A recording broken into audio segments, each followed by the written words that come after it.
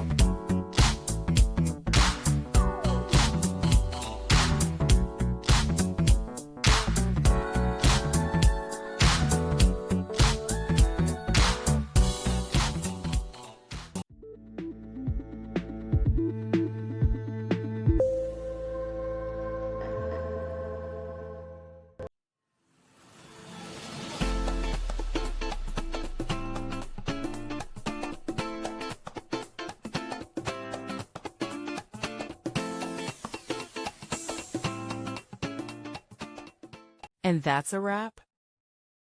I hope you found the answer you were looking for. If you did, take a second to hit that subscribe button. It really helps out. And let me know in the comments which solution worked best for you. See you next time in the debug zone.